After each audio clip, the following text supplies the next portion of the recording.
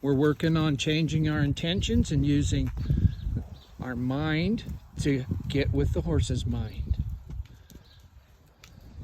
Now change your mind to stop. Take the same stick that made it go and rub it till it stops. Now walk up to the shoulder and pet it. How did that work? She changed her mind for what the stick means. She changed her intentions for what the stick means. Left and right, that horse is not allowed to dictate direction or speed. It took off walking and she fixed it. Now change your hands and go the other way. Ask, leave it alone.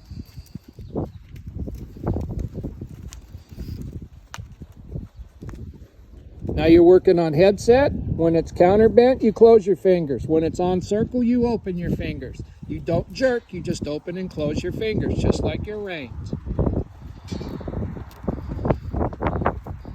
Now change your mind to stop. Now go up and rub that horse with the same thing that made it move. Rub it exactly where your heels would go. You were putting that flag right where your heels to go forward. You put your flag right where the heels would go to stop, because you changed your intentions for what the stick means. You changed your mind. Where do your heels go for a stop? Your heels are hanging on the ends of your legs. Well, because you just said... I don't want you to hit that horse or touch that horse anywhere that your heels can't touch. So don't walk up to it and put that flag right in the middle of its rib cage. There's no sense in it. We're making saddle horses. The flag means go or the flag means stop. It's completely up to what your mindset is. Does that make sense? Does it make sense? Yes. Okay, change directions. Ask. Leave it alone. You didn't have to kick it to make it go, because when it turned, it went. And that was what you wanted it to do. Now change your mind to stop.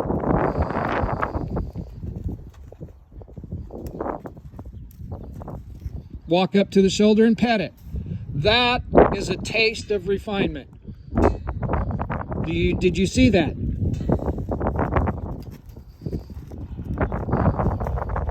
Now pet it for stopping because you backed it up. And what? It held its ground, didn't it? It didn't run backwards that time. Now change and go the other way. Ask, leave it alone. Now you're thinking go forward, aren't you? Yeah. Legs. Once again, you flop the flag instead of touching where your heels went. I did. If that stick is going to have any value, it needs to be the same cue as your legs when you're riding. Okay. Now think stop. Really think stop. Now take the same thing you hit it with and rub it to a stop. Now walk up to the shoulder and pet it. The horse held its ground, didn't it? Do not hit that horse anywhere that your heels can't. And your heels are not going to be a foot away from her, flopping in the wind. Change directions. Ask. Perfect. Now you're thinking go forward, aren't you? Yeah.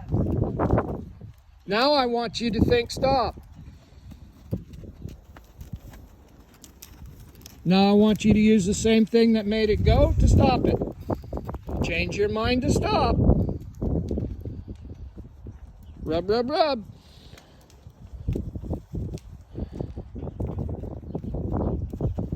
Rub, rub, rub. Make sure you're thinking stop.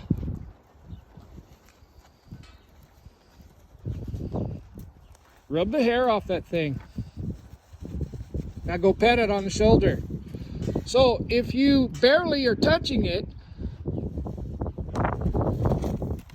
makes them feel kind of weird. Okay. Go ahead and rub that thing. Well, so what I was realizing is when I was thinking stop, I was actually slowing my own body down. Yep. which he was cueing off of. Yep. But you weren't slowing your body down when you were doing it. I've been doing it for 30, 40, 50 years. Well, I understand that, so I thought, well, so he's responding to my body slowing down, not me thinking I'm slowing down. But you thought slowed down, which changed what your body's doing. Okay, and that's okay. That's what changing your mind does. It changes your body. You can't jump over a high jump at a track meet unless your mind says jump that jump. Otherwise, you'll just trip and fall over it. Okay, well, so I didn't think it was okay to stop moving when I was thinking stop. If you want your horse to stop, think stop and let it happen. Okay. Now go the other way. Ask, leave him alone. So if you're riding that thing and he stops, you're going to be stopped, aren't you? You'll be stopped sitting on his back, right? Yes. So stop, think stop, and let whatever happens happen. Go up to his shoulder and pet him. Did you close your hand though then? No, I just stopped. Perfect. I stopped my body. So if you're riding your horse and your body's in a canter posture, now you've changed your mind to stop.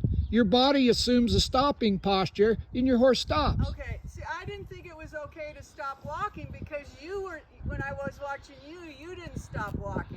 Because I've been doing it for 50 years. Well, I get that, but I thought that's what I had to do. Then try it one more time going the other way. All right. Point, ask. Perfect. So if this horse is going to be a reflection of you, you should be able to assume any position you want and get whatever maneuver that position results in. Is that correct? Correct. Okay. I want you to think stop. Now he didn't stop. Reinforce your thought. Get up there and rub the color off that thing. You want to stop your feet and rub him. Go pet him on the shoulders.